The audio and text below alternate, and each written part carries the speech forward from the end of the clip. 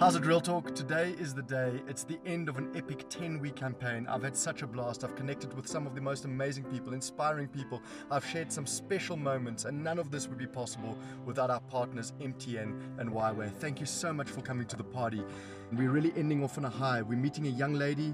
She's only 14 years old. In Feb this year, she was diagnosed with lymphoma, which is a cancer that affects the lymph nodes. There's one dream she has, and her dream is to share her story with the world. She wants to tell people what she's been through, and she wants to give advice to all the other kids that have cancer out there.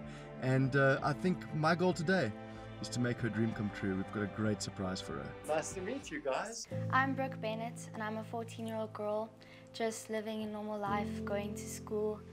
And all of a sudden, out of nowhere, I got sick with kind of a flu. And after many doctor's appointments and 2 operations, I was diagnosed with lymphoma. The doctor, after my FNA, he said there might be a chance of lymphoma. I'm like, what's lymphoma? He's like, it's a cancer. Do you know what lymphoma is, Brooke? And she said, no. So he said, it's a cancer. And then I looked over at my mom and she was crying. It was just horrific. And that's when it seemed real. When he said that, it didn't even go through my head. I couldn't understand it at all. But then when I looked at my mom and she was holding my hand, and then I saw that she was crying, then I'm like, no, I might actually have cancer. The actual chemo treatment must have been the scariest part of this.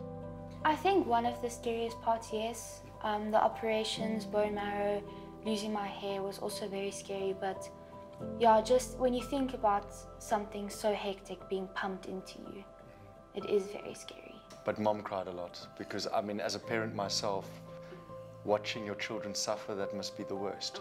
I kept wishing that I could take it from her and just have it myself. Because to see her go through that pain is just unbearable. Brooke is probably just very unusual. She's a strong character. She's very mature for her age.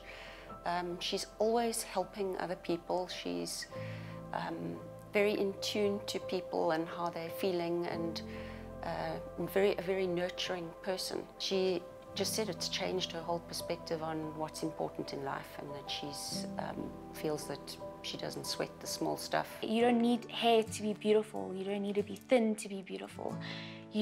It's what you are inside, and you don't need, just because you have scars or no hair doesn't mean you're not beautiful.